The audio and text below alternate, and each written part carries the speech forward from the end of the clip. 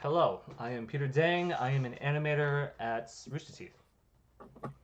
Hello, Peter Dang. I am Joe Vick, and I work with you at Rooster Teeth. Hey, you guys. I used to work with you guys, but I'm an animator. I'm John Yang, and I'm an animator at Sony Santa Monica. I think we should quickly explain, I think, the AnimFight thing, just so that everybody's clear on like what we're Right. talking about, and but also show it really quick, just to give you guys an idea of like what we're gonna go through, right? So, AnimFight Challenge One, basically, me, John Yang, and Joe, we all had the same rigs. We had rigs from Kyle Figgins' website, or Kyle Figgins. I don't know how to say it. I'll link it in the description, but they're awesome rigs. We love you, Mr. K.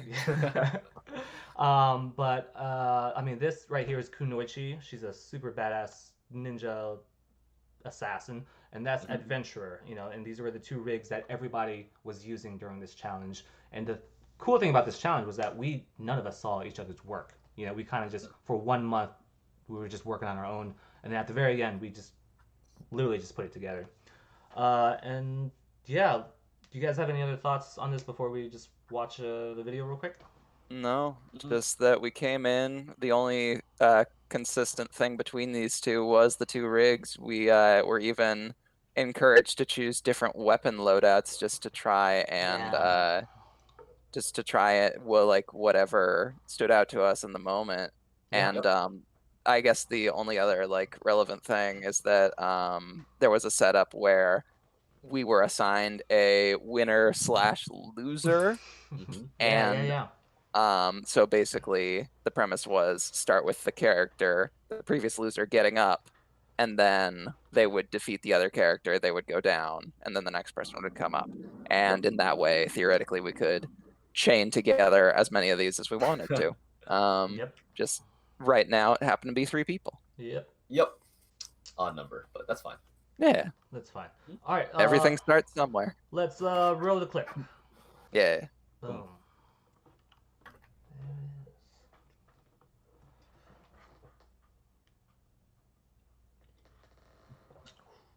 So you're gonna put some nice music over this? Probably not. No. This is the audio that's going over it. Yeah. Or John Yang, you could just make the sound effects. There it is. I gotta, yeah. Did the knife change colors? Or was I Yes, it imagining did. that? Yes, Yeah, it did. it's John it's a Yang. purple knife that becomes a red knife and a blue knife. Yes. Didn't notice that before. Thank you, Joey. Interesting. Yeah. Yeah, Also- I wanted to make her seem like she was magical, like. So like how all of us had the Kunoichi kick something. And that was it. That was Animafight Challenge 1. I keep saying 1 because I want to do more, Yeah, Peter is an ambitious dude, so Yes, thank you. Thank you, Joey. follow him on all appropriate social media. So when Peter was like, "Hey, we're taking these two rigs. We want to do something. We want them to fight." Early on, I started thinking the possibilities, what I wanted to do, and I think one of the early things that I wanted to try was I wanted to try to do something with a spear because that's not something that I've really like explored before, and so I thought that would be like a really cool learning opportunity.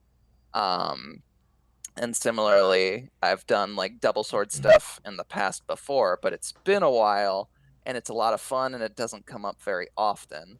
And I thought that that was a very fun way to handle this fight. And something that I look for in fights is when I'm given like a sequence and given the opportunity to plan for it, I try to plan for specific set pieces. And What do you mean set pieces, Joey?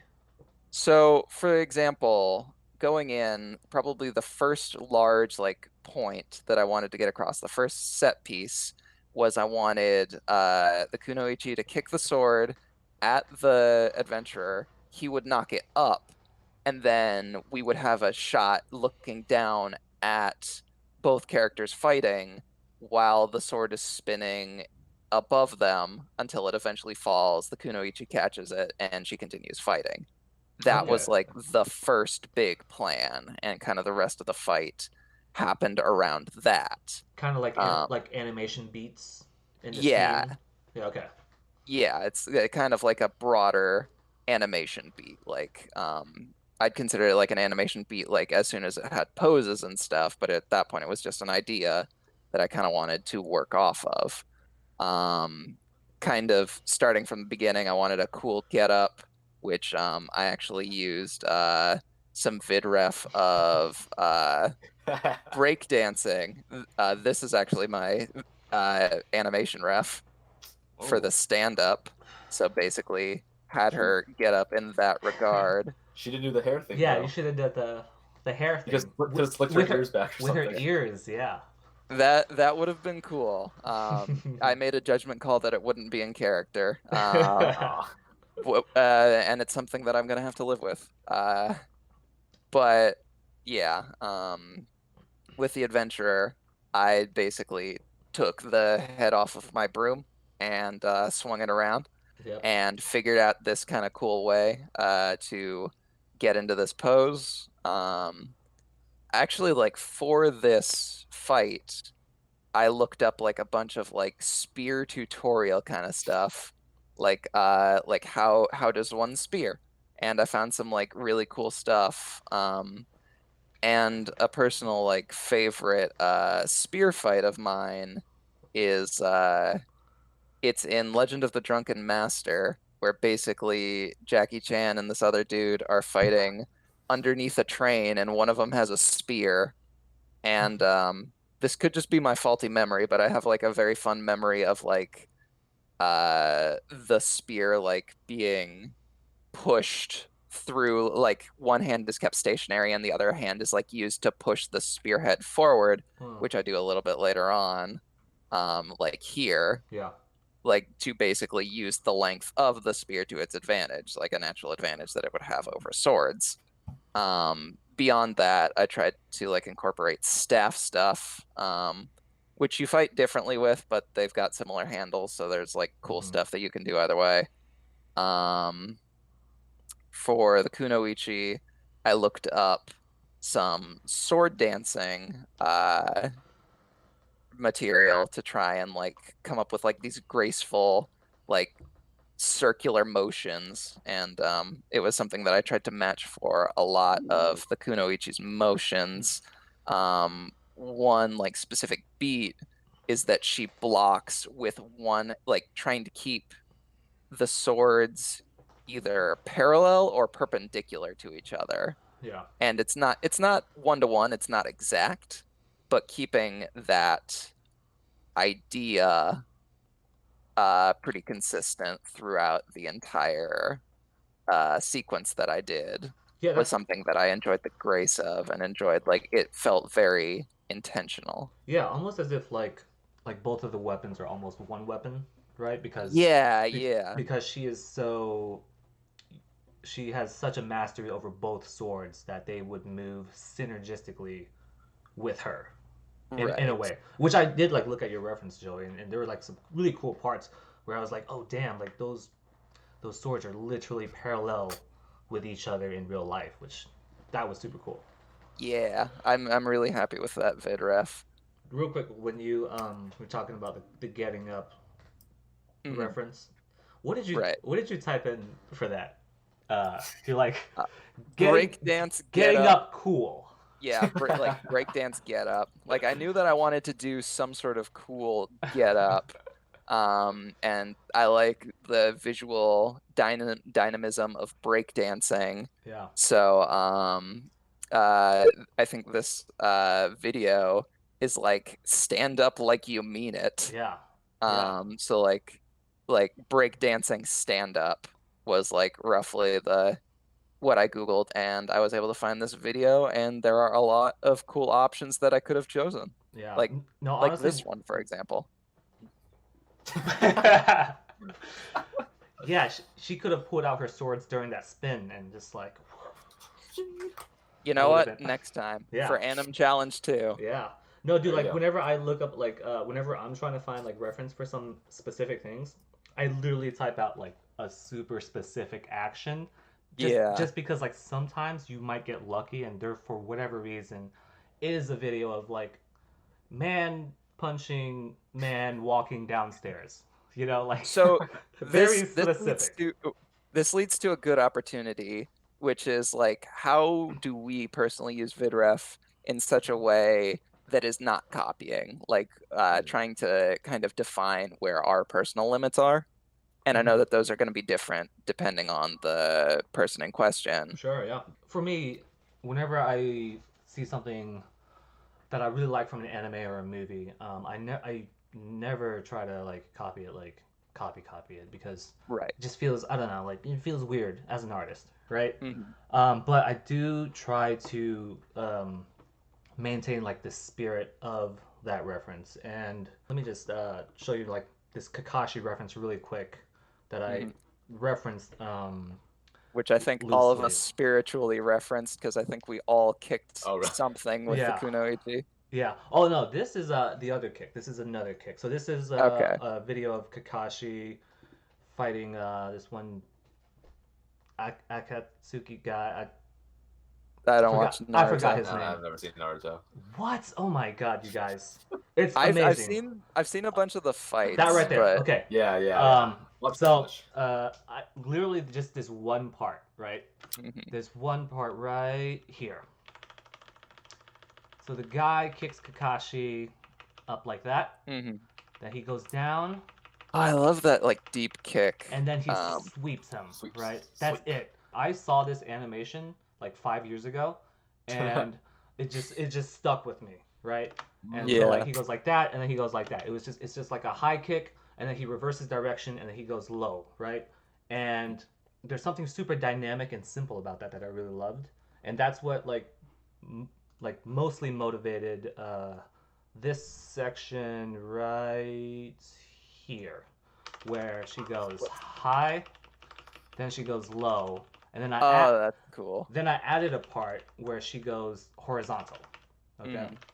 so for me, um, this was one of the biggest parts of my fight that I wanted to do. Like everything else was like kind of something that I figured out like as I went, but this is one of like two sections in my fight that I was like I have to do this. I referenced heavily like the spirit of like that Kakashi kick, but Right. I tried to add something myself, you know, like, and I think that's something that I see a lot in a lot of artists. Like they'll take inspiration from something where you can see where they got the idea, but then they add like another thing, and then it's like, oh, okay, well, this is kind of a different thing now, you know? Right. I usually get reference for like there's really three different types of things I use reference for. One is being what Peter just talked about, the inspiration kind of feel of a fight. Mhm. So like for this fight, and definitely one part of it for sure, is kind of like what I was going for, mostly focusing on like the camera and like how and the pacing of the fight. Really, it's a lot more slower, less anime. I mean, it's still pretty anime, but trying to go for a little more realism here in a way. If that makes Here sense. it kind of feels more Western cartoony as opposed to Yeah. anime. That's probably a better way of putting it, actually. Yeah, there's also one part that's, like you said, almost one-to-one with what I did. I definitely do try to avoid it, but for this time, I made an exception because, dude, I could not get it right. I don't know why. I could not get it right, so I was like, all right, let's just get closer and closer to his style. Yeah. Let's see what happens. Even then, like I would consider these like you were definitely inspired by that that one, but I would say that they are different enough that Yeah. what you did is like yours and respectable and all Yeah. those sorts of things. Oh, thanks. Yeah. Ultimately, what I try to get out of this, though, like, specifically, I was having trouble with the adventure guy. Like, Mhm. Kunoichi, like, yeah, she's on top, she's trying to break down, that's pretty simple. But, like, how do you show the adventure, like, you know, how is he struggling? What does his body Struggling say? while Yeah. that cut Yeah, off. so really, I was looking at her the whole time and really paying attention to one, her pose, her shoulders, and like how she ultimately reacted to, you know, this counter. Yeah. How she reacted to set up this counter attack, Mhm. basically. You know what I'm seeing when I'm looking at this now, as opposed to I think yours, or maybe let me go back to yours, John, because Yeah, go ahead. maybe yeah, thanks. Wait, where's your? It's That right one. there. All right, I feel like when I'm looking at the other one, like she is pushed like to like the very edge of the frame, like Mhm. so like see how yours is like maybe he's on a third right? And then she's on Yeah. like the middle. I feel like when I was looking at this, like half of her face is off screen. You know, Right. he is taking up almost all of it. I feel like, Mm. you know, Yeah. and I think that's a camera thing, but like that I think that can definitely contributes to the feel of like, oh, she's being pushed back. She's literally being pushed out of frame. Oh yeah. Yeah. I'd say that's like a good use of like trying to capture the feeling Yeah. of the inspiration. Yeah, that's mostly what I was going for with this specific piece of reference. But like Yeah. something like this is more specifically purely like technical, like how does the body Yeah. move, what happens. Mhm. But this one in particular is how the body reacts after shooting, because bows are really heavy. And I wanted to like really sell the impact with the shot itself and not like with the drawing as much, because it has to be quick, you know, Mhm. has to Wait. be really short. So Bows are really heavy. bows are really heavy. Oh, pulling the bowstring back. The bow itself is Yeah. pretty light. Oh, okay. All right. Actual proper war bows are like a huge heavy draw, because like in like fantasy and like movies we associate bow users as like light, nimble, kind of dexterous guys, Yeah, right? yeah. Reality, like bow users like really jacked, they're huge, because you gotta root yourself in and draw 100 pounds worth of weight to Yeah. fire, Right. several hundred yards. Right. One of their arms is just huge. Yeah. Exactly, yeah. Maybe even both, because Yeah, because even holding pull it it the other apart, arm. basically. Yeah. I mean, I've never shot a bow myself properly, so No, I will say, Yeah, Just John, a good time. John, I feel like the pose that you hit when with a bowl at the not that part, this part right here. yeah. That's a Oof. solid pose. That was That went through. I think this is the best pose. Best Oh. pose. Then when I first saw it, I was like, damn, he looks so cool. Yeah, it feels like compressed but powerful. Yeah, so like what I noticed with specifically bows and guns, like ranged weapons in general, really sells like how powerful their posing is, like where it's aiming, one thing. So I really try to angle every single angle in that shot Yeah. towards the enemy. Yeah, guns like, and bows are basically just lines of action. Yeah, how do you draw on this? Oh yeah, right here. So Yeah. obviously the bow here is like that, but I kind of try to aim everything else that way, mostly the leg and the angle of the head too. Sure, All- yeah. And her shoulder line, all towards the enemy. Totally. Right. Yeah, have him compress and really let the angles do the talking, if that makes sense. Yeah. That sounds like as good a segue as any for John to talk Oh. about his sequence, like Yeah, just alright. as a whole. You receive your assignment. What is the first thing that you do?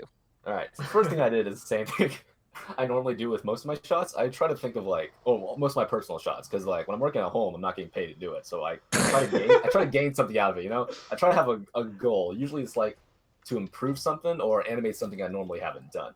In this case, I saw a video or I read an article a while back. I forgot which one it was, but it was like an animator talking about what makes shots interesting. Like, yeah, this shot can be really well animated, but it might not be as interesting as another one. And the reason being is like he said, shots, even 12-second long ones, can have like a narrative arc within the shot. Really small ones. The character should overcome some sort of obstacle or reach some sort of goal by the end that they were struggling with, which makes it interesting. So in a fight scene, that's pretty obvious. You guys are fighting each other, right? For this one, I really wanted to make more of like, the underdog story. This is just some random dude, and that's some sort of killer ninja guy. So throughout the whole shot, I try to keep both the composition and like the acting choices to where he's at a complete disadvantage for the entire time up until right here, which is like when it turns around for him, when he kind of evens the playing field, because he starts right here, he's on the ground, he gets up, but he's still a little injured, probably not too hot. And then when he gets jumped, he's way down here. He's struggling, he's pushing, and she's like visually on top of him. She's like dominating over him with her actions. And that's kind of what I wanted to show, like, him overcoming and then slowly climbing his way up until the end. Boom. He gets killed. Okay.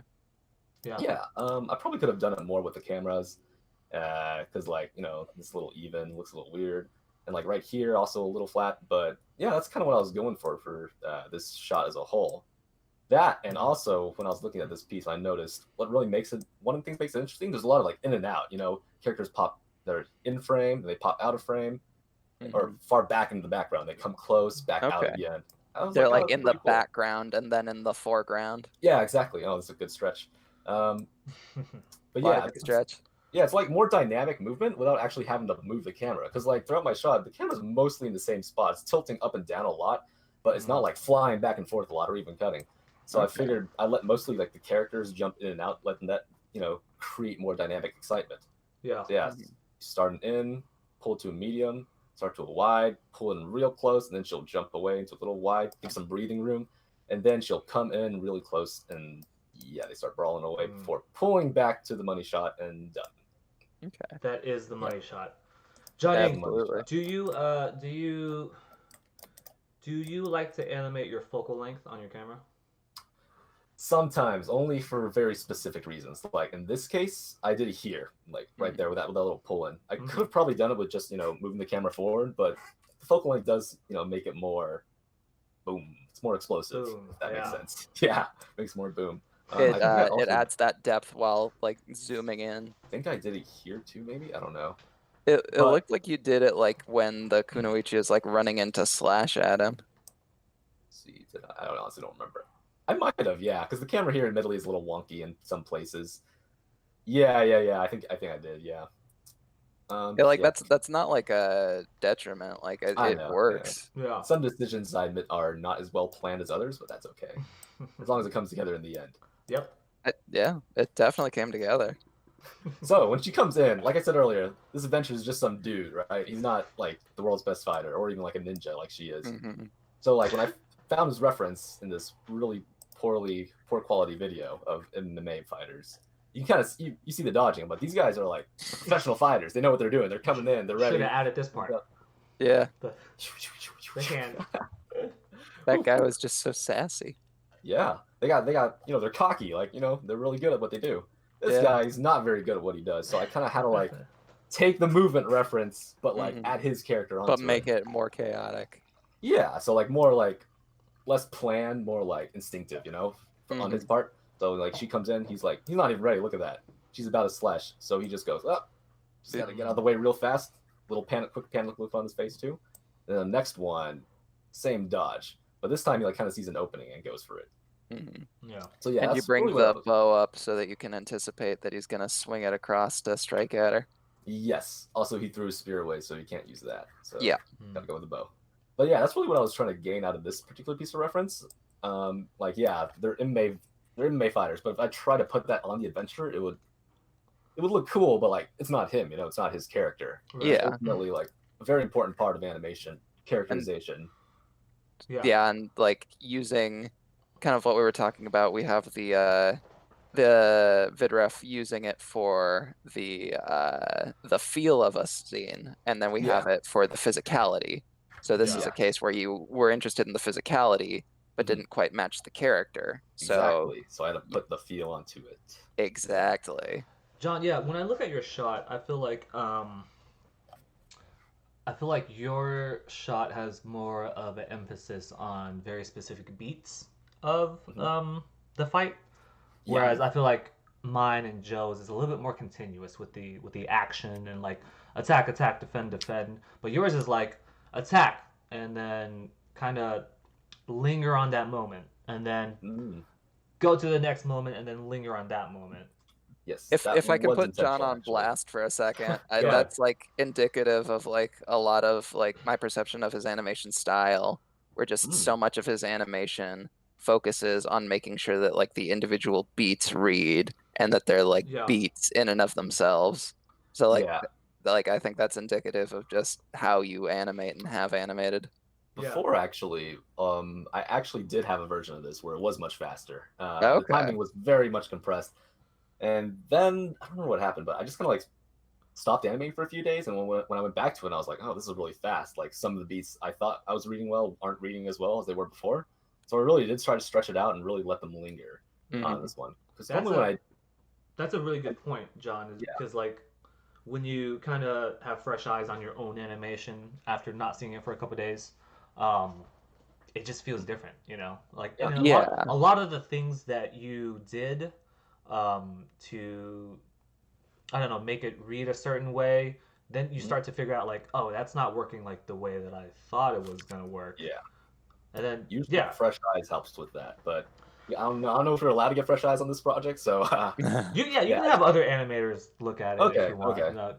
Like it's totally up to you, and especially for the second animation challenge, like it's up to you. Like There's no hard rules Not on saying it. that there will be a second animation There may or may challenge not be a second animation challenge. Yeah. that we may or may not have already started. Yes. Don't worry about it. Pro tip though, if you upload your Play Blast in the VLC, you can flip it around. That helps a lot. It's just like That's true. Photoshop artists. They flip their artwork around for hours at a time. Yeah. From a completely different angle. It changes so much in perspective. It takes away some of the familiarity you have with a shot that you've been spending hours staring at, so you can see literally see it from a new perspective.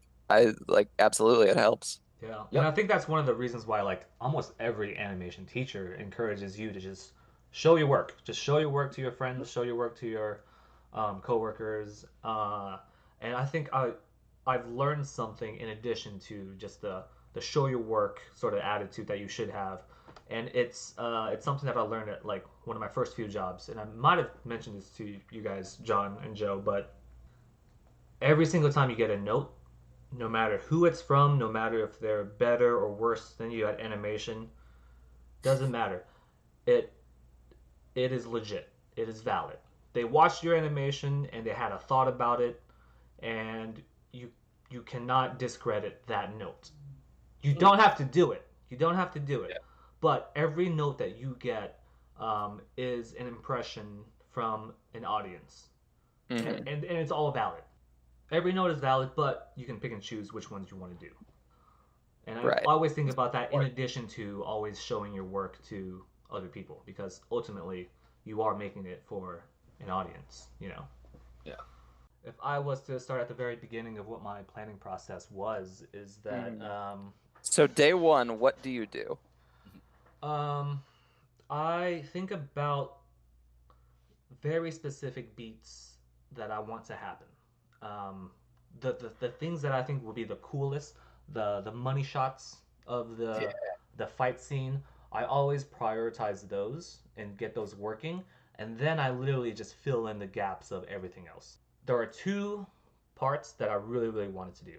The first one I mentioned was this one, where she does splits and then she does this series of kicks that have this sort of visual contrast to each other in when you watch them together, that I really loved, which was my inspiration from the Kakashi fight. Right, so this was one of my money shots that I really wanted to work. And the second one was this combo where she throws up her kunai and she does something and then she elbows the kunai into the guy's head. Gross. So literally just this idea, that was the only idea I had. The three punches or attacks that she does before that, like this palm to the face right here, that, and then this elbow, I kind of just made those up because I really just needed to get to this, you know. And so I think a lot of times I'm just working backwards. Sorry, what was that, John? That's a really good point, because that's actually what I did too. I thought of two really cool moments, which was the clash and the finishing shot. And I was like, all right, how do I get to those two things? Yeah. Joe, is that you too? Do you? Ultimately, I did try to get to that middle section of like the characters standing and posing, and then that's like a pretty solid setup to go into like the thing that I initially had planned. I guess in this case, I kind of animated forward, like animated straight ahead, just like, and now I just need to finish it. So what's a finish? So have the adventurer get disarmed and then get slashed across and then fall down. Yeah. So I definitely especially if there's a specific place that characters need to be, I will absolutely try to get to a place. But in this case, where it was like a lot looser than some of the things that I ordinarily have to do, I just went straight ahead here past the downward shot of the sword spinning that I was talking about earlier. Right. Yeah, and I think for me, sometimes that approach works as well, where sometimes you just straight ahead animation, you know, and sometimes that makes it feel supernatural, like feels like really real, you know. But yeah, so I had those two large beats that I really wanted. and I worked backwards from there. So I had those 2 beats, and then I knew that this was how she was gonna begin. She was gonna get up, and for whatever reason, I just wanted her to grab one kunai, and then now she has 2 kunai. It's a cool beat. Like Yeah. I was just like, ooh, that might like make her seem like she's using ninjutsu or something, you know? Yeah. So yeah, she gets ready. Let's see what else we got. And yeah, I mean, a lot of these things I sort of made the decision pretty on the fly, I would say. I do take a lot of reference when I have it planned out, and I think that's when I really figure out how she gets to those 2 main beats that I was talking about. Because I'm literally like acting it out, and I'm like standing somewhere. I have video of that actually. Hmm. So right Hey. here,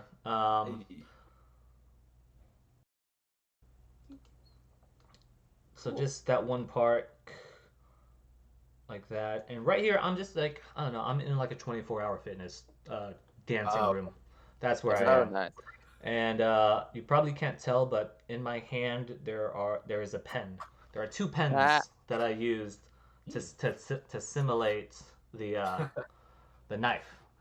It's just me running around doing stuff, and this honestly took me like an hour and a half just to figure out the mechanics of how she gets around. So if I were to Yeah. like play it, for that one little itty bit of animation, I was just doing a bunch of stuff just to see how that would feel. Oh, this one's just me doing this one thing with the spear. So like, Like a behind the back yeah, thrust the situation. the fun thing with that spear thing was that God, you can hold a spear so many different ways, right? Right? Right? And I feel like whenever I am watching a movie or an anime, whenever whenever the character switches their grip and like does something like unorthodox with the weapons, it just tells me like, oh, you're a master of this weapon. Like Hmm. you know what you're doing. You're so comfortable with this weapon that you can do that. When the rules are established, it's the true masters that can break the rules and do it successfully. Yeah. Uh, so yeah, I just took reference for this with just like a broomstick, like probably you guys did. Yeah.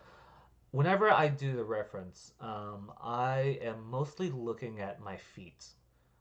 Uh, Ooh. I Feet are very important, and like it's it's probably the hardest thing to fake. yeah, dude. Yeah.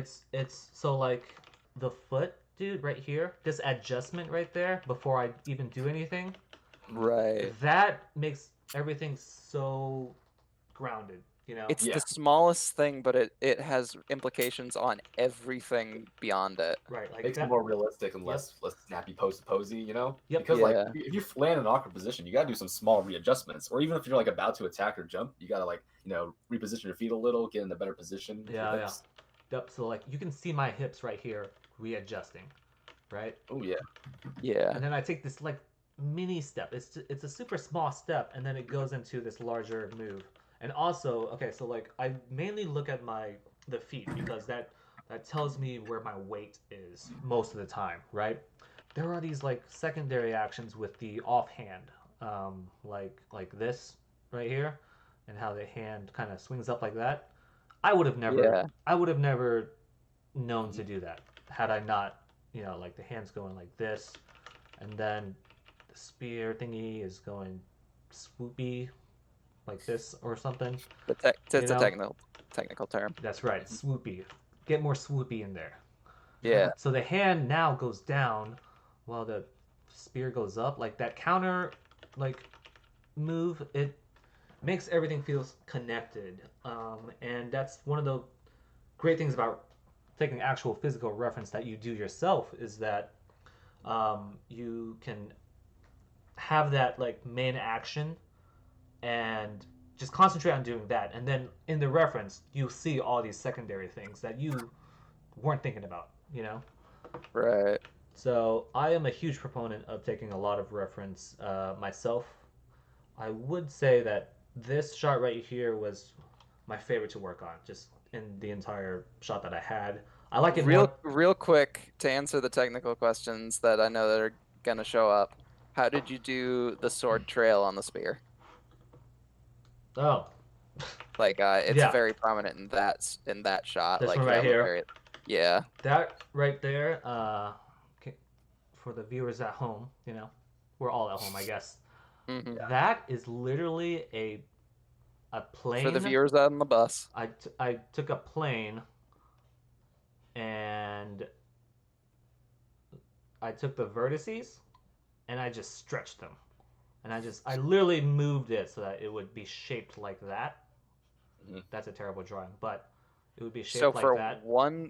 one frame, you have that piece of geometry in the place that you want it to be. Um, yes, yes. Okay. And then for the next frame, I just copy pasted that geometry, and then I would adjust it there. And then for the next frame, I would copy paste it, and then I would adjust that one for that shape. There were better ways to do that, but if you really want like a quick smear effect for certain things, you could just do that to camera. I tried to do it like here as well. You could see it here, but I don't think it read as much. But the thing with smears is that You feel them more you than just you see feel them. them. Yeah, Yeah. exactly. But And yeah. I do feel that one. Oh, cool. Good. Awesome. Yeah. Whee. Yeah, like particularly like when you focus on the Kunoichi, it does continue that action, and I think that's a really good smear. Thank you, man. Thank you. You're welcome. But yeah, I totally no, interrupted you when that's you were fine. talking about the drift. No, interrupt me anytime you guys have any So thoughts. speaking of interruptions, I'm done. Very nice. I was talking about this reference, man. This right here. I had a lot of fun doing this one myself. Just gonna play it. I can't do a full split, but close enough. Yeah. Good enough. Pretend you did. They had that one, then a kick, and then boom. So Oh, when you're watching this reference, right? Obviously, it's a lot slower than what you see in the animation, and that's completely fine if you know what you're looking for, right? So this is super Right. fast. I sped all these actions up because it's animation and I needed more oomph to it, Mhm. But when I'm taking reference, like I just know like, all right, what poses do I need and like how should I shift my weights, and then I can adjust the timing later, right? That's not as big of a deal, But as long as like the physicality and the poses are there, um, yeah, just I learned so much just watching my own reference. That's a weird thing to say, but Right. there's a lot going on, like just even in this little bit right here. There's so many things that we know but we don't think about This hand goes like that. in ways to like keep balanced. Yeah. Oh, yeah. See this twist right here, which was what I was really fascinated by, because now my leg goes this way, right? But then my torso is doing this. Right. It's counterweights. That's probably primarily a balance thing more than it is like a force thing. yeah, to not fall over. Yeah. Yeah, that would be my guess. Yeah. I'm sure there's some balance scientists out there who know for sure. Yeah, your body does like readjust itself when it senses you're about to fall, or at least it tries to. So it might have been an instinctive reaction, but still. Yeah. Your body, as a general rule, tries to avoid falling if it can. Yeah. Look at that. Just Yeah. Just goes like this. In Peter's reference, there's a lot of things that he's doing that when trying to plan out an animation you don't ordinarily think about. Like like the things that his hands are doing so that he maintains balance, which feels right when you're doing it and feels right to watch when you're doing it, but as you're planning it out, it's not necessarily something that you think about to like, oh, stick your hand out when you're spinning so that you don't lose balance. Oh, when you're kicking, have a counter motion in your torso moving the other direction so that you're not just like going into like a death spin, but you're like actually having a kick and you don't keep going with the foot, and then you're able to go back to your basic like ready pose. So Yeah. VidRef, it's not that you go into VidRef looking for something that you know is there. You go into VidRef to find things that you didn't think you'd find. Oh, that's so philosophical, Joe. Damn. Wow. No, I mean, totally put it on a agree. t-shirt. I feel like there are just so many things that like I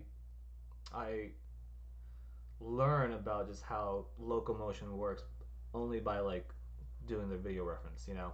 Right. I mean, of course, you could like find videos online of other people doing things, but there won't Which be. definitely has its advantages, but Yeah, it won't be exactly the same thing that you're doing sometimes. You know, like sometimes it's a Yeah. very specific motion, and sometimes it's easiest to just do it yourself. You know.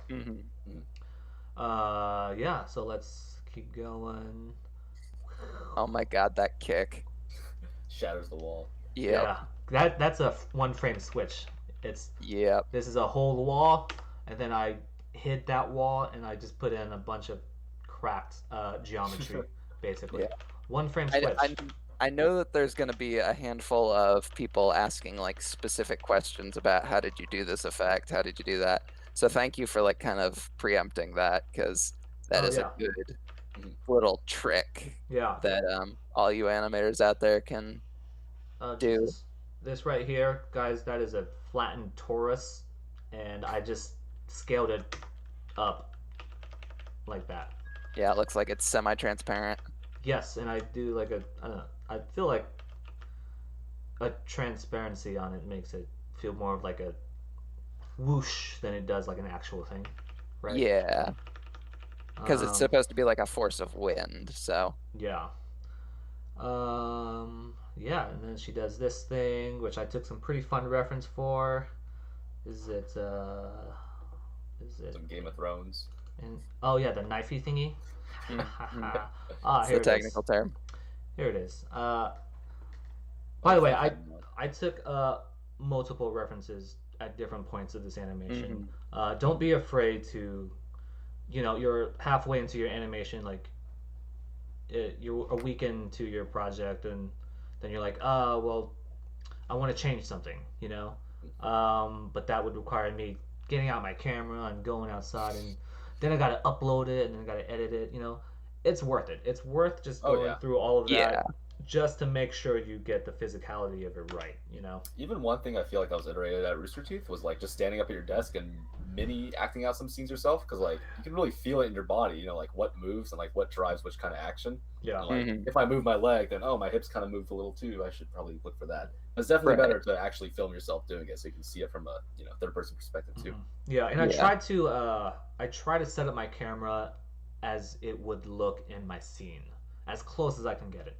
Right. So, or even just as long as like the directions are, the directionals of the characters are similar. You know. Yeah. Something that I generally like with acting, absolutely. Generally, I try to find like what sees as much of the performance as possible, because you can point the camera in Maya just about anywhere you want to be, but I want to make sure that like everything that can be caught on the camera is caught.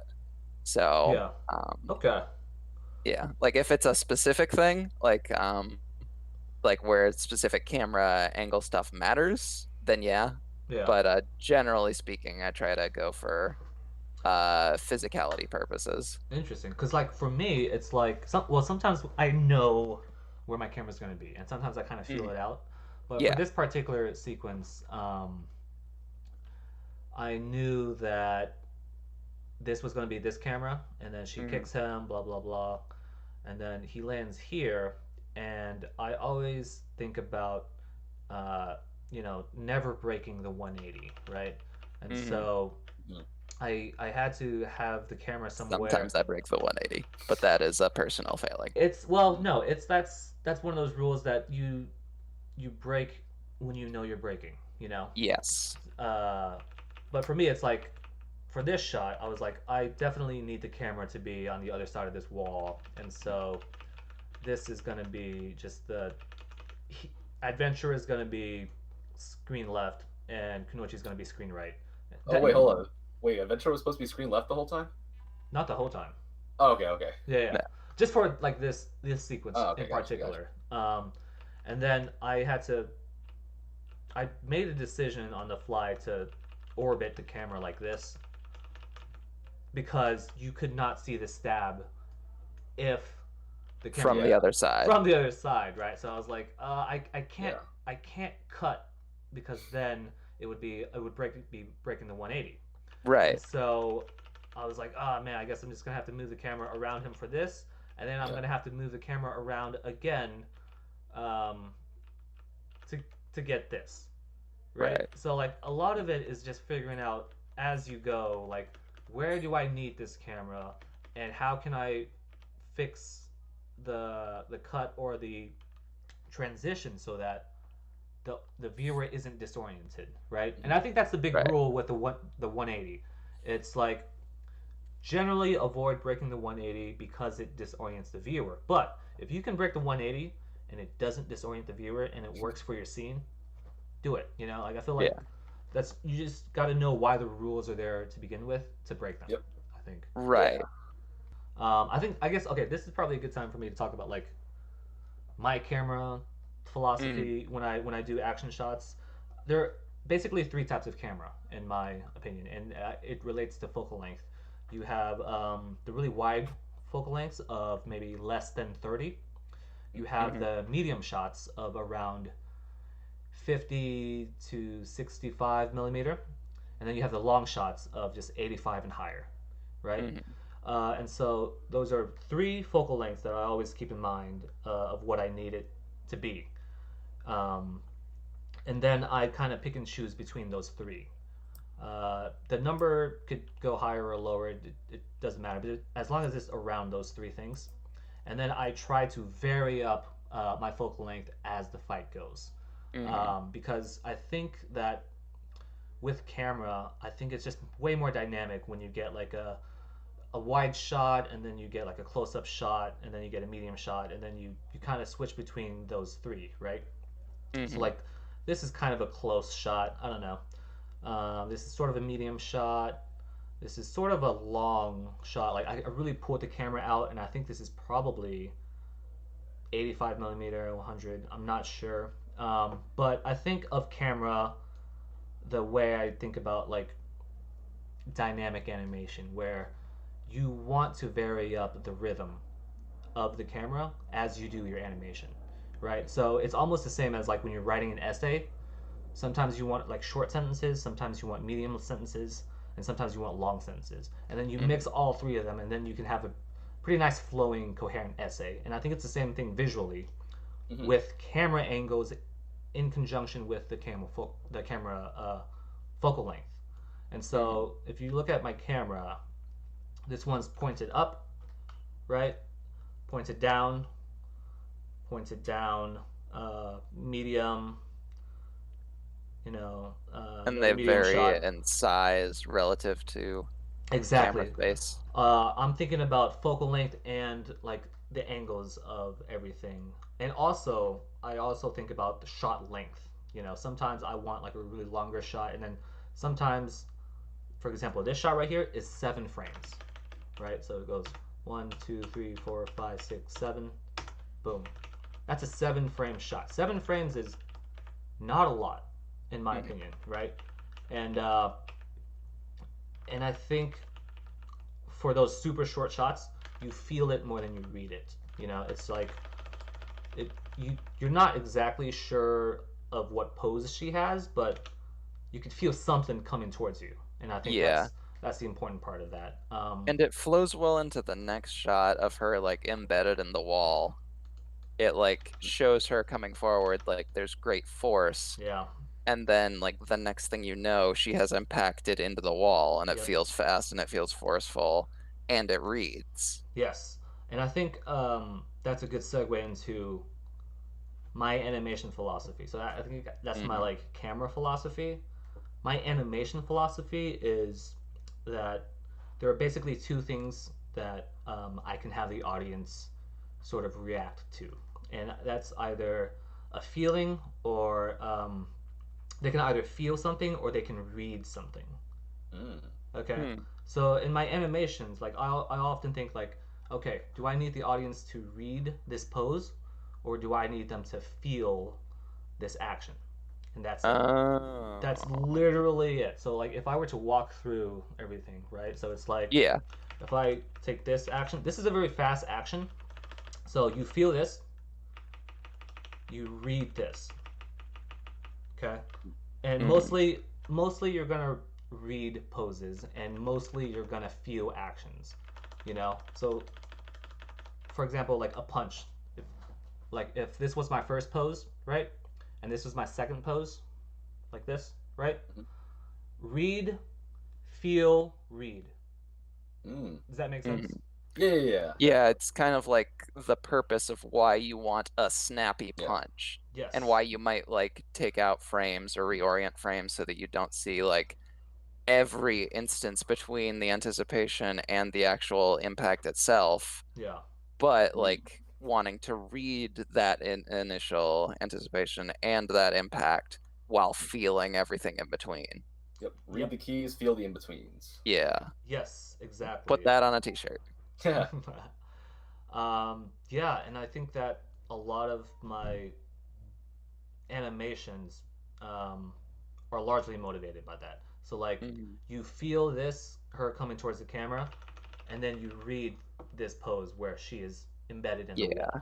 You feel the energy, and she is in the negative space left by the energy's absence. Right.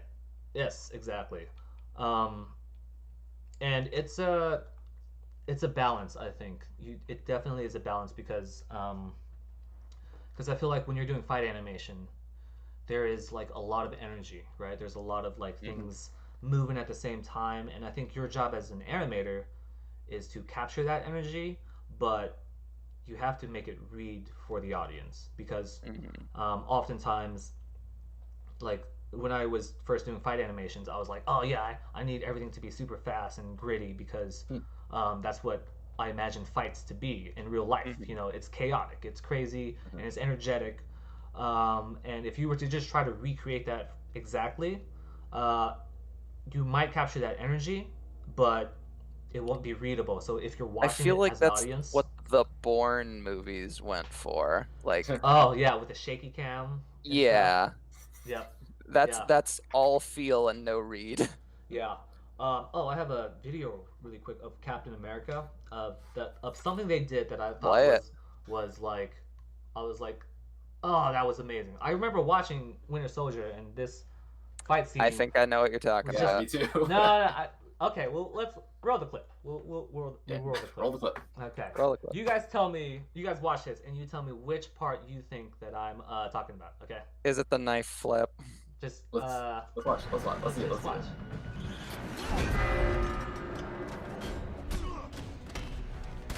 I love that drop kick. Yeah. I feel like I can watch this forever and find new stuff to love about it. Okay. It was in there. Something that I would love to talk about action stuff is in there somewhere. What do you guys think I'm talking about? Okay, let me look through this. Something that impressed me, something that I think about now as when I do my fight animations was inspired by a section of that. What do you guys see? That's a forceful punch. He grabs the shield and it wasn't that right there, was it? With the punching the shield? No. Okay. You guys can scroll through it if you want. This is like Is it the drop kick? Because I know that that's something that stood out to me. Is like the idea that like Winter Soldier does the kick and then he like falls back himself. It's a very impressive drop kick, but that's not what I'm referring to. And I love that we're all watching this and we're picking up like our own favorite parts of it. Right. That's a fun combat roll. I'm just gonna go ahead and tell you guys. Okay. So watch this part right here. So he does this kick, right? Pretty cool kick. Captain America goes flying, right? Yep. He goes flying. Oh man, he falls on the floor. He's look at laid that out. Pain on his face. Oh man, he is on the floor. Look at him. He is on the floor. This is the last pose that we see him in.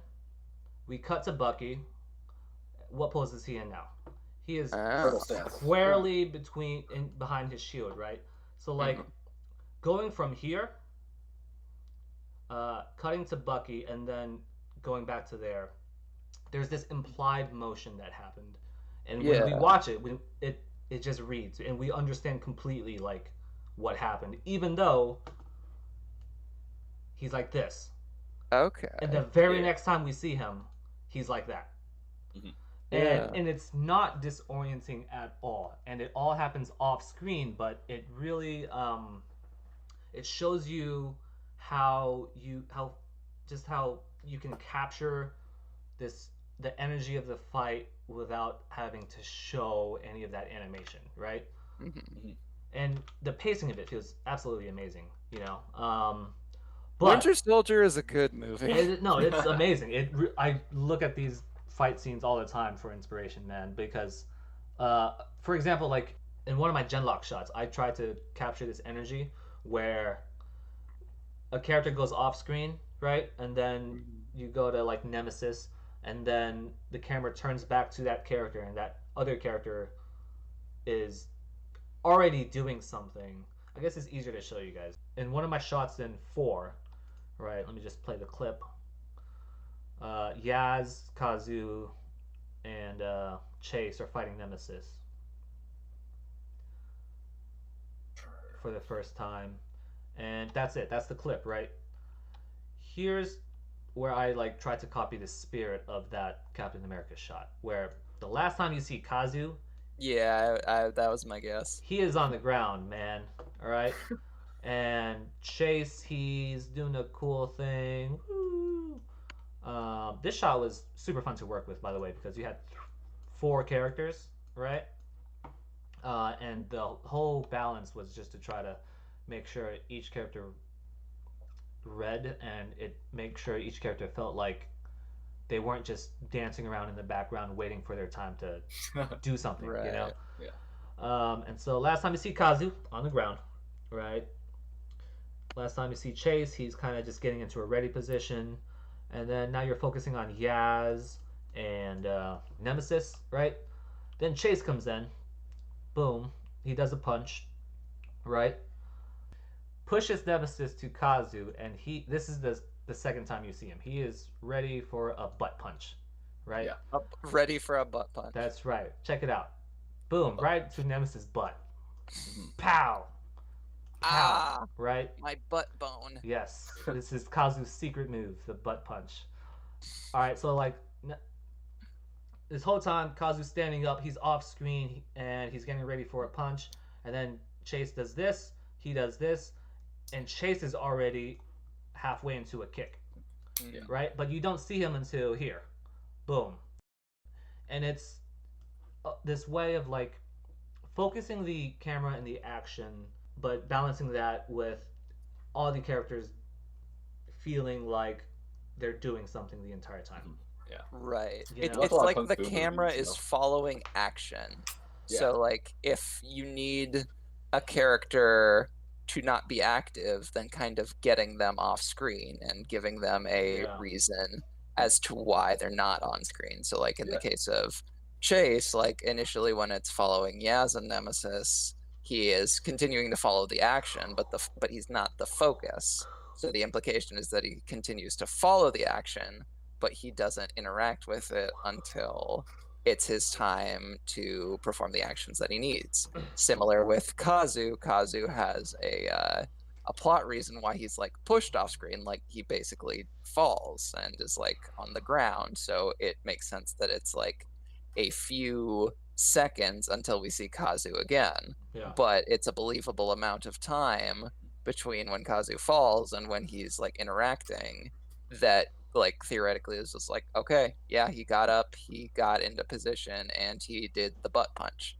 Versus with Chase, he is off screen for like a moment, but that's enough for us to perceive that like, okay, he got into position to get ready for a kick. Yep. And it follows the momentum of basically Nemesis being knocked around by various characters he's knocked in the direction of where we understand that Chase is, and Chase is ready for him. Yep. Yeah. And I think Hitman versus the 10 dudes. Oh yeah, that's another Like, one. you see it all the time in the background, like he's only fighting one guy or one or two guys at a time. Everyone else just like dancing around background. Yeah, what do I do? I'm trying to that with like Raid. Like sometimes they'll punch people off the screen, and they'll go away for a bit and come back ready to fight again. Mm-hmm. Yeah, I think a lot of like fight animation is just knowing where to focus your camera, and it's as much a part of the performance as it is the animation. Like it's not just the animation. Like I'm trying to focus your attention where it needs to be with the camera at all times. Dude, this Captain America thing, when did that come out? Like 4 or 5 years, 6 years ago? There is it might be more at this point. There is just so many like random scenes in my head that just sort of come out like at a random time, and I'm just like, oh, this is a good time to like do this Captain America thing that I remember. Yeah, I definitely got a feel like that too. They tend to be like, with me, they tend to be like specific moves. Like it'll just be like a dodge or a hit, or some sort of energy that I really like. Like we were just talking about, like the drop kick with Bucky, of him basically like doing a drop kick that basically puts him on his back. And then like, because Bucky has like the gun, there's like the setup where he like sits up and starts to shoot at Captain America. Yeah. So like that's like an interesting energy of like, well, if a character has a gun, they've still got legs. So you might like, if I'm like, that might be something that I think about, like a character with a gun in the future, just using some leg shenanigans. Like that would be like an example of something that I might do. Yeah, it's funny, like just how like these random bits of inspiration sort of hit you like as needed. Like for example, John, when I challenged you to this Anim challenge, the idea of Kunoichi jamming this kunai into his head, I've had that idea for like 6 months.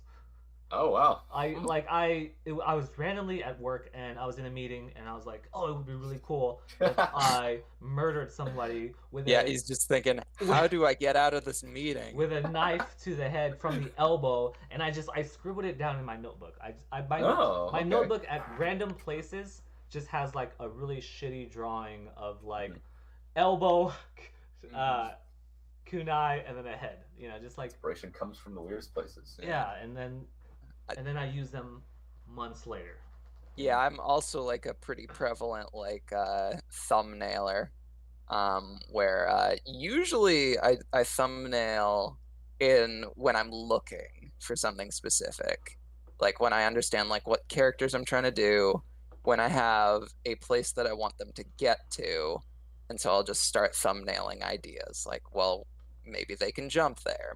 What would that look like? Maybe they can jump off this wall. Yeah. Well, what if they rolled into a jump and then kind of did like a back handspring kind of thing, and then just like really quickly try a bunch of stuff on paper. Yeah, you like piece it together over time, kind of. You know, you just find pieces here and there, and you're like, oh, okay. Yeah.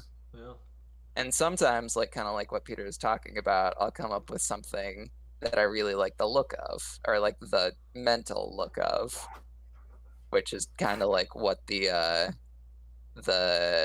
aerial shot of the sword was for me. It, like Peter hitting the dude in the head with the kunai. Yeah, this this shot was like what this entire animation was based around. And I didn't have a plan, like a specific plan for what I wanted these two doing, but I know I wanted them to like continue fighting just while the sword is spinning. Yeah, I think a lot of animation is like that, where it's just like, all right, you know what you really want to get across, just fill in the gaps. And I think that's actually probably the best way to think about it, because like I know like we found the best way to animate, guys. Well, it's because like on Twitter, you know, people would be like, oh, dude, where do I start? You know, where do I start to do fight animation? And it's like you start with just one or two things. Find a goal and build around it. Yeah, one or two things that you really want to happen. You know, in Joe's case, it's this sword shot, right? In John Yang's case, it's this super cool full action pose. This is awesome, man. This is. Ignore the clipping though. That I usually do. Yeah, and like for me, it was like this kick, you know. Mm-hmm. Yeah, it was. Yeah. It sounded that kick and that elbow into the kunai face, and then just build around it, you know. And I think it's easier when you have a start. You know, for me, it was like, okay, I know how I need to start this. It's like she has to get up because that was our rule. You know, it was like one character has to get up at the beginning of our sequences, and then one character has to be downed by the end of our sequence. So already, just by I guess this very specific animation challenge, everybody already has a beginning and an end, and then they also have their money shots. You basically have your entire thing mapped out at that point, where it's just like beginning, cool thingies, end, right? And so that's where I would suggest, you know, people start. It's just like pick one thing. Let's keep it simple. Pick one thing that you want to accomplish and build around it. And for me, if we were to get more specific about like fight animation, if I just go to my section, right? When you're animating it, just animate it like one main thing at a time. Same thing with like sort of that like the big map that we have for like beginning, couple of things, and then the end. You have those main points, right? You could use that same theory for your shots. So for me, it's like, okay, if I'm doing this shot right here, what's the main thing I need to accomplish right now? Right now, I need to get Kunoichi in the air and have her go like this. And I animate her first. I don't even care about what he's doing right now, right? Yeah. And that comes down to like the idea of who's leading the action. Exactly. Yeah. So like I literally am just focusing on her this entire time, right? This entire time I'm focusing on her, and then now she lands, right? And now I'm not focusing on her anymore. Now this guy's about to do something, and I'm gonna focus on him. And that's how I approach every one of my shots. It's like, what is leading the action? What do I want people to look at? I always animate what I want people to look at first, and then I fill in everything else. Joe, can you talk more about like how you do that? I feel like we're talking about the same thing, but I'd also like to hear more about like how you do that as well. And even if it's just, even if it's like very similar to like what I like to do, I think it's just interesting when to get different perspectives, or even the same perspective. Like I feel like I would love to hear other animators be like, oh, I would love to agree with you. No, like I would love other people to be like, oh, dude, I do that too. You know? Yeah, like, and it definitely sounds like I do. Like in the cases of two characters interacting where where we have action reaction, a lot of times someone is leading the motivation of the action. And in the case of when one character is attacking and one character is defending, it's pretty easy to figure out who. Usually the person attacking is leading the action. Yeah. And so mentally, or like not mentally, when animating, if you do it in that order, then there's a natural rhythm that comes out of it. The character leading basically decides where their action goes, and the character following needs to figure out what they're capable of in order to not get hit in the face with a sword. So in this case, like the Kunoichi was the first character that I animated, and I wanted to make sure that at some point she got up to get to the sword. So I basically came up with a combo for her against air, basically. Like I decided a couple of points that I wanted her to be like, and then he's gonna figure out something to block here. Like there's an initial swipe, which I initially planned on being a dodge, but wound up working pretty well as a block. And most of these cases where I planned on her, the adventurer dodging, he blocks. So I found, like, I blocked in the Kunoichi to what I would call like spline pass. Like I got her into spline pass, and then I put in the adventurer. Looked at I basically picked up the broomstick, and this is like, okay, there's an attack coming from above. What can I do? And so I was just like, okay, I'm gonna hold it vertically like that across. Okay, how do I get there? How do I get from this pose to this pose? And so the adventurer was very much stringing together poses and working to make them flow together. And I think that I was able to like reasonably successfully accomplish that. And basically the only time that the adventurer remotely leads in my sequence is when he's doing this attack. Yeah. But a decent part, like pretty early on, I went in knowing what kind of block I wanted the Kunoichi to do. Based off of the reference, there was some spinning stuff, and there was this. Basically, I was inspired by a pose similar to this, and I wanted her to spin so that she would like block the spear and then immediately go into this slicing maneuver. So in this sequence, it's almost exclusively led by the Kunoichi. And kind of like what I was talking about, just because a character is leading action does not mean that they aren't losing, being attacked, or just generally being pushed back. Right. There's definitely a difference with leading the action and winning the action. And yes, it doesn't speak to who's winning. It speaks to what is the main action that we want you to look at. One thing I did on my thing was mostly play with the timing. So, like you said, blah, blah, cool stuff, cool part right here, and then blah, blah, blah, blah, blah, and then cool part right here. Right? Normally, yeah, you're hitting those beats and trying to accentuate them as really, beats. as soon as I hit them, like I let it settle for a bit, you know, like because all the stuff is happening, and then when it happens, I let it breathe a little, let the audience take this moment in for a bit, for a little longer, and then go off to the more blah blah blah blah blah, and then when it happens, let's sit just for a little bit longer, just so the audience can take it in a little bit before proceeding on. That's totally your style, John Yang. Like, yeah, from everything I've seen, I'm curious, like, how does that translate to the work you do at work?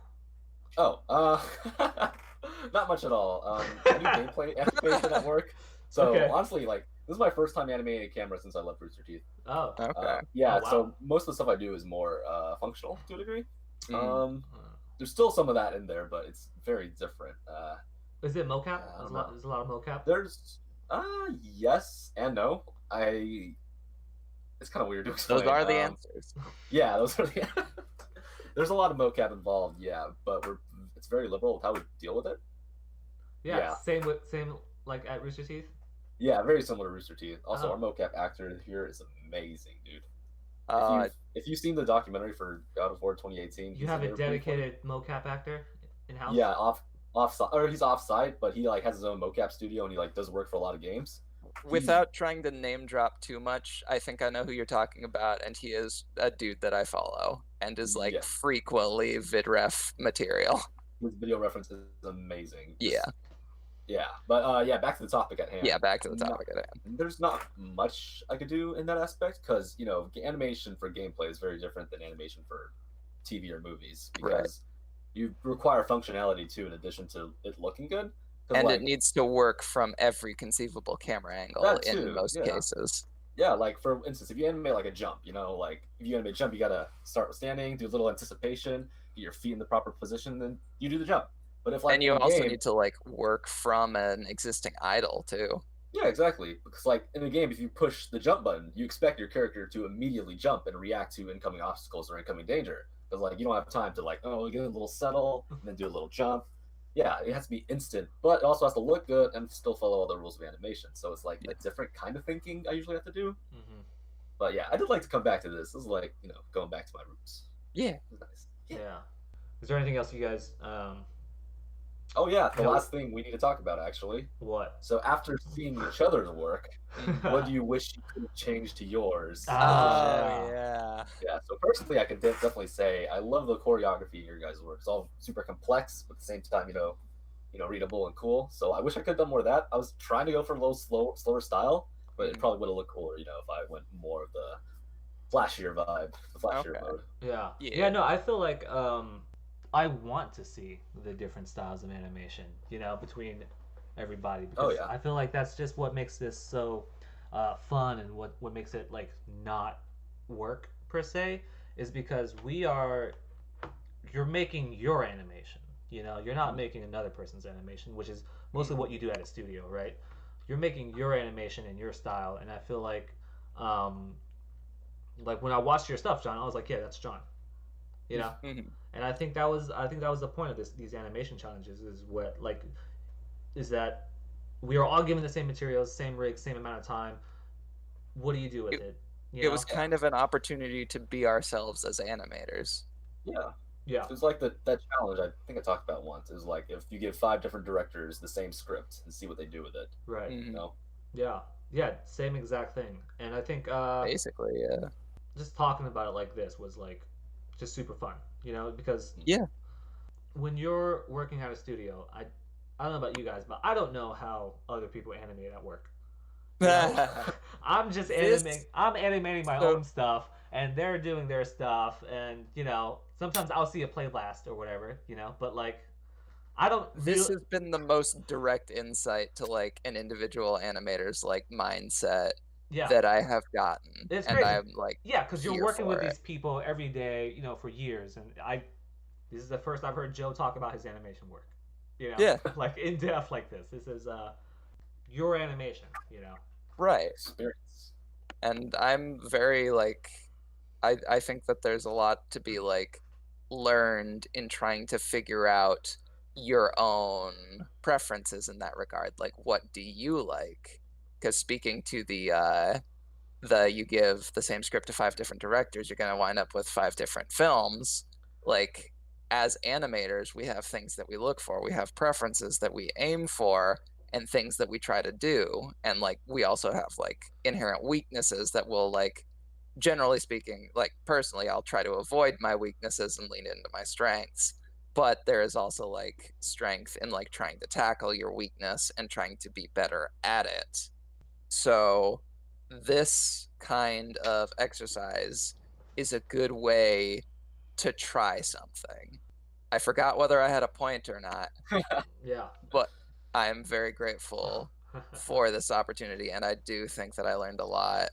And something that I was like, that I did learn from seeing your guys' animation, I'm like happy with like some of like the more grounded weapon control stuff that I did, but I am like, I'm watching your guys's like higher, like more stylized stuff, and I'm looking at it and I'm thinking, hey, that's really cool. That might be something that I like try to incorporate, like pushing it like that much further, keeping a bit of the weapon control aspect to it, but trying to push it into that level of like heightened reality. So that's something that if in a hypothetical part 2, whatever it might be, that might be something that I keep in mind. Yeah, for sure. And I think precisely because like all of our shots are just right next to each other, you know, you really see that difference in it invites that comparison. In cameras, in pacing, in poses, you know. I think when I look at John's, it's like, man, he really lets these moments breathe, you know, and it's like, all right, and then you just start thinking like, oh, where can I do that in mine, you know, just like maybe not like all of it, but like just little moments, you know. Like, it's like we're not trying to become John, right? But but we're just looking and seeing what works here. What can I learn from this? We take from each other and turn it into our own. Exactly. Yeah. By the way, John, this beginning to your shots, it just with the eye half open. Well, there's that, but it also because Joey, your stuff is like purple. Yeah. Your background is purple, right? Mm-hmm. And then it cuts to this where like the background is different. It makes it seem like he's waking up from a bad dream. Oh, right? That was a bad dream. Yeah, he was like, "Oh, I died," and he wakes up. You know? All purple. So there's a really silly reason why I made the background purple. No, and it's just that like really like that you made it purple. Because I do feel like it really says like this is one person's animation and this is another person's animation. You know, and I think in retrospect, like that's a good thing. That's a really good thing, especially for one of these challenges, because I feel like some comments on the original video, I think they thought mine and John Yang's parts were the same. Oh. Oh. Because some of the comments were like, I like both of them. Oh, yeah. yeah, I did remember see seeing that. And I'm that. like, there's 3 of them? Did But you not read the names at the bottom? they were pretty Apparently small. they Yeah, didn't. I guess not. But just in retrospect, it definitely was a good idea to make certain elements a little bit different, just to show that visual difference, in addition to the difference in style, I think. Hmm. But yeah, I interrupted you, Joe. What were you saying? I like purple. Okay. Nice. Yeah. I just liked how this is a minor thing, but I think it like adds up. I wanted to make the background purple because all of the colors on the Kunoichi and all of the colors on the Adventurer popped on it. Oh. Like using default Maya gray, there were some angles where you would lose like either like the Kunoichi, some of the Kunoichi's like gray of the tunic, Sure, and yeah. a modification I made was to the spearhead. Ordinarily it's gray, but I made it white so it like was constantly popping. And I should have did that, man. Because like when I was making the smears, the 2D smears, I was like, yeah, oh no, this is gray and it looks exactly like the background. But yeah, I didn't think to just change the color. yeah. Ah, So, next time, dude. Next time. you win this round, Joe. Uh, so in the movie Hero, they did that in like a real like a live action fight where basically they like there's an entire fight that's done in grayscale, Oh and they yeah. basically blow out the weapons and they read Right. super well, and I love that fight. Why do you do fight animation, Peter? I think this is getting really deep. What need does this fill? Oh, that's a good question, man. Mhm. I've been trying to figure that out. Like I don't know, Yeah. man. I really don't know. I think it has something to do with just like I think when we're watching really competent people do really cool things. I think it's like we're watching competence, really. We're watching the mastery of the weapon, and we're watching it in sort of like a boxing match kind of against like 2 champs. sort of, but it's this like it's I can't explain it, but it's like okay, like you guys ever watch like damn it, you guys don't watch Naruto. You freaking I've seen some of it. I've you seen some of freaking- it. I've seen a little bit. Nerds. And like, You guys don't watch if you're Naruto. struggling for stuff to talk about, like, I've definitely been going through the same stuff, and I think I have like a rough idea, but like, Well, the thing with Naruto that's so satisfying for me is like just like the little things that they do that show that like they are really good fighters. You know, like Okay. it's sometimes it's as simple as them drawing their weapons, right? But they do it in such a way that you're just like, man, this person is a master of this sword. You know, and you're Mhm. watching them do all these like really advanced things, and I feel like for me that's the draw. Is like, oh, I really want to give life to this proficiency in these weapons and create that action. You know, like these actions that like I'm animating in my stuff. You know, it's like this is not an easy thing to do. Like jumping on a stick, doing a backflip, and then throwing this kunai, like that's takes practice. I don't know.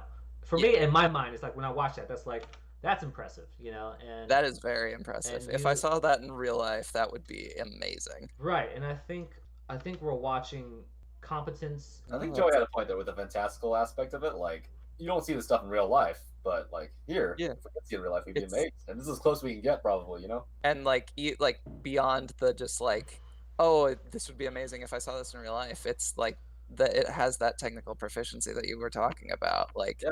it's like according to the rules established, this is impressive. Yeah, So to kind of see like the character do this and integrate this to move into the next part of their plan for that attack, it's part of that story. yeah. And Isn't that why we watch professional sports? Yeah. See Yeah. people at the top of their game. Right. It's like these people are the best in the world at what they do. When you watch, you know, basketball, the NBA, LeBron James, it's like, yeah, you're watching people put a ball through a hoop, but they're the best people in the world. that puts balls through hoops. So I At least that's I what got I I think. got a little bit of a spin on this. Like, I like where this is going, but where, like, consider professional wrestling in that, which is it is scripted as all heck.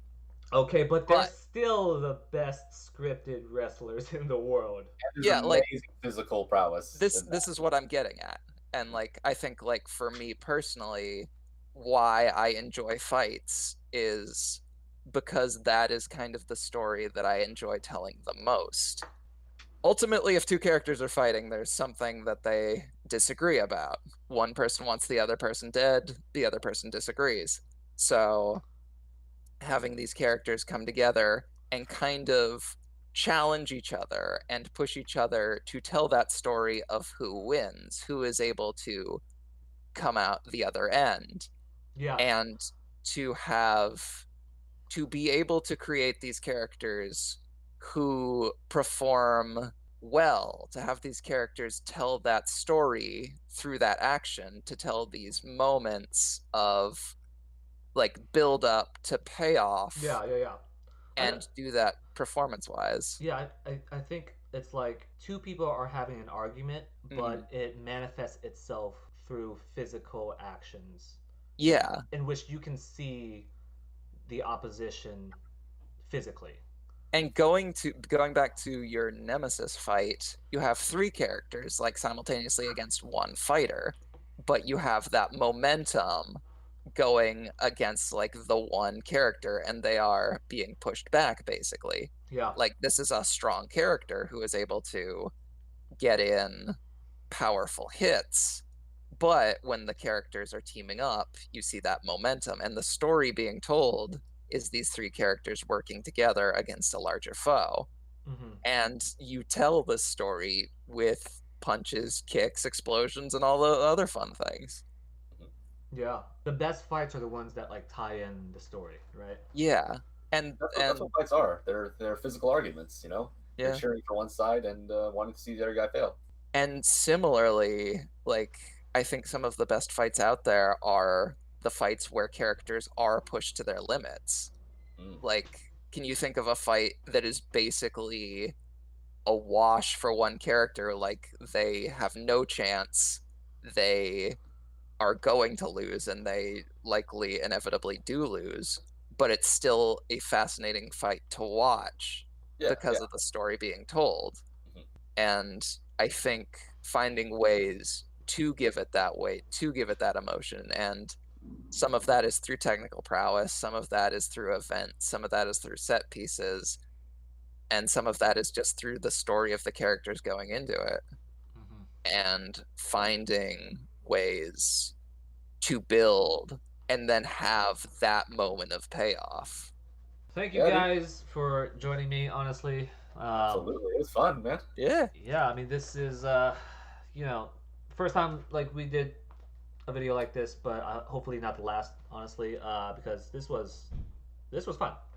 Yeah. Like, I rarely get to talk, like, just so in depth with, like, about animation with other animators that, yeah. Let me know if you want to do another conversation like this, even if we don't record it. Absolutely, man. Yeah. I also like how we went off topic pretty fast. That was pretty cool, actually. Yeah. Started with this thing. Now we just talk about animation for a while. It's pretty cool. That is pretty cool. It's like a podcast. It's podcast adjacent. Right. Yeah. Yeah. Cool. Any last thoughts before we end this? Hey, if you out there, you like animation, go for it. Yeah. You're not going to start out as the best person ever, but if you try and you try and you try, you will get better. You will learn things, and you can do this. So good luck. You got this. 12 principles of animation. Learn them, do them. Those are good to know. Learn them, do them. Learn them, do them. A million times. You're always going to use them for the rest of your life. Yeah. That's it. All right. Yeah. Cool. Well, guys, thank you again. I will talk to you guys later for sure. Yeah. See you at work. Dab. And bye.